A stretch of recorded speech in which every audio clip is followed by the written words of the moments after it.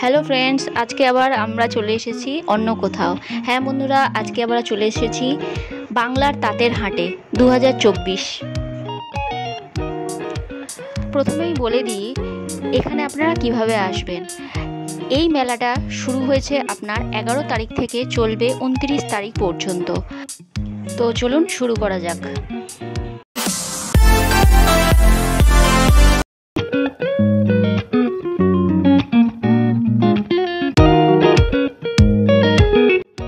তো বন্ধুরা, দেখতেই পাচ্ছেন আজকে আমরা যে মেলা প্রাঙ্গণে এসেছি সেটা হচ্ছে বইমেলা প্রাঙ্গণ। হ্যাঁ বন্ধুরা, এটা করুণাময়ী মেলা প্রাঙ্গণ, অর্থাৎ যেটাকে সেন্ট্রাল পার্ক মেলা প্রাঙ্গণ বলা হয়। তো এখানে আপনারা কিভাবে আসবেন সেটা আমি আগে অনেকবার বলেছি। করুণাময়ী মেট্রো স্টেশনে এসে ঠিক তার অপোজিট সাইডেই পেয়ে যাবেন সেন্ট্রাল পার্ক। আর বন্ধুরা, এখানে পার্কিংয়ের ব্যবস্থাও আছে, তো আপনারা যারা গাড়ি নিয়ে আসবেন তাদের কোনো অসুবিধা হবে না। এছাড়া আপনারা বাসে করে বা অটোতে করেও এখানে আসতে পারবেন উল্টাডাঙ্গা স্টেশন থেকে। তো বন্ধুরা, এই তো হয়ে গেল আপনারা কিভাবে আসবেন। এরপর বলে দিই বাংলার তাঁত শিল্প নিয়ে কয়েকটা কথা। ঐতিহ্যবাহী তাঁত শিল্পের আনুমানিক বয়স 500 বছরেরও বেশি। বলা হয় মোগল সাম্রাজ্যের সময় তাঁতের খ্যাতি উত্তরোত্তর বৃদ্ধি পায়। এই সময় মসলিন তাঁত ব্যবহার করতেন অপেক্ষাকৃত ধনী এবং রাজগৃহের মানুষেরা, আর সাধারণত সুতির কাপড় ব্যবহার করতেন বাদবাকি সাধারণ মানুষ। পরবর্তীকালে যখন ভারতে ব্রিটিশ রাজত্ব শুরু হয়, ঠিক তখন ইংরেজ সরকারের চক্ষুশূল হয়ে দাঁড়ায় এই তাঁত শিল্প। সেই সময় ম্যানচেস্টার থেকে তৈরি করা কাপড় ভারতীয় বাজারে ভরিয়ে দেওয়ার চেষ্টা করে ব্রিটিশ সরকার, এবং তাঁত শিল্পে নানা রকম বিধিনিষেধ লাগু করা হয়। এই চড়াই উতরাই চলার সাথে সাথে বাংলা ভাগের সময় আদি ঢাকার বহু মানুষ এপার বাংলায় চলে আসেন। বলা হয় আদি বসাক সম্প্রদায়েরই তাঁত শিল্প নিয়ে তাদের কাজ চালিয়ে গিয়েছিলেন। প্রথমে তারা সিন্ধু অববাহিকায় থেকে পশ্চিমবঙ্গে এসে কাজ শুরু করেন, কিন্তু সেখানকার আবহাওয়া শাড়ি তৈরির পক্ষে অনুকূল ছিল না। শেষে বহু জায়গা ঘুরে পর্যবেক্ষণ করে তাদের ঠাঁই হয় বাংলাদেশের রাজশাহীতে। সেখানেও কয়েকদিন বসবাস করার পর পরিস্থিতির অসুবিধার মধ্যে পড়ে তারা দুটি দলে বিভক্ত হয়ে চলে আসেন কিশোরগঞ্জে, এবং আরেকটি দল চলে যায় ঢাকায়। এরপর নিজস্ব বিবাদের জেরে বসাকরা চৌহাট্টা ও ধামরাইতে বসবাস করতে শুরু করেন পাকাপাকিভাবে। বাংলা ভাগের পর যারা এপার বাংলায় চলে এসেছিলেন তাদের একটা বড় ভাগ ফুলিয়াতে থাকতে শুরু করেছিলেন। বর্তমানে ফুলিয়া এবং শান্তিপুর এলাকায় মানুষ একত্রিত হয়ে যে ধরনের তাঁত তৈরি করেন তাকে ফুলিয়া টাঙ্গাইল বলা হয়। এখানকার শিল্পীরা তথাকথিতভাবে সবচেয়ে সুন্দর মসৃণ এবং রঙিন শাড়ি তৈরি করে থাকেন, এবং এর জনপ্রিয়তাও বিপুল। ধনিয়াখালি থেকে যে ধরনের তাঁতের কাপড় তৈরি হয় সেগুলিও ভীষণ ভালো মানের। সাধারণত কম নকশা এবং ছাপার কাজ করাই এর পরিচয় বহন করে। এছাড়া হুগলির বেগমপুরের শাড়ি তুলনামূলকভাবে হালকা ওজন হওয়ার জন্য বিখ্যাত। তাঁতপুরের নামডাক ছড়িয়ে পড়ার কারণ ছিল এখানকার নিত্যদিন পরা শাড়ি এবং ধুতির জন্য।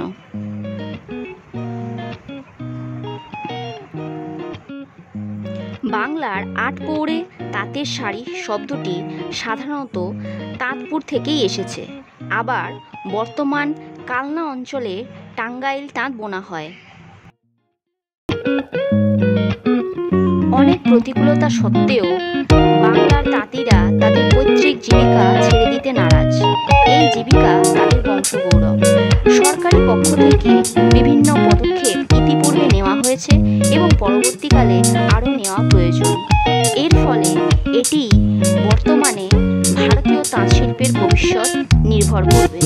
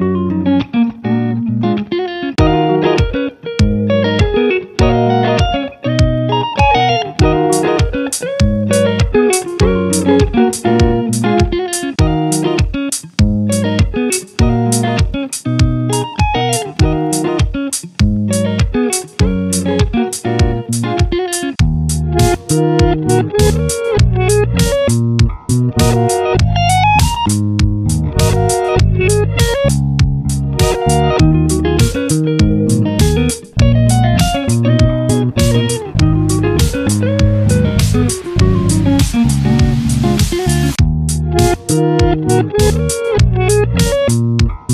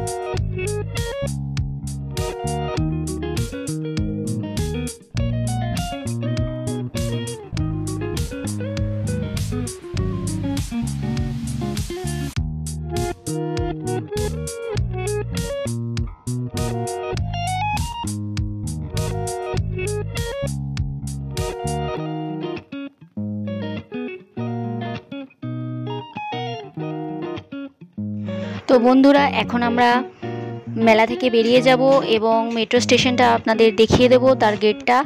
আর বন্ধুরা, কেমন লাগলো ভিডিওটা আশা করি আপনারা অবশ্যই জানাবেন। ভিডিওটা অবশ্যই লাইক করে দেবেন, শেয়ার করে দেবেন এবং অবশ্যই চ্যানেলটিকে সাবস্ক্রাইব করে নেবেন। সঙ্গে থাকুন বন্ধুরা, এবং অনেক অনেক অভিনন্দন রইল, অনেক অনেক শুভেচ্ছা রইল। সামনে দুর্গাপুজো আসছে, আশা করি আপনাদের দিনগুলো খুব ভালো যাবে। তো আজকের মতো এখানেই বন্ধুরা, ভালো থাকবেন এবং সবাইকে ভালো রাখবেন।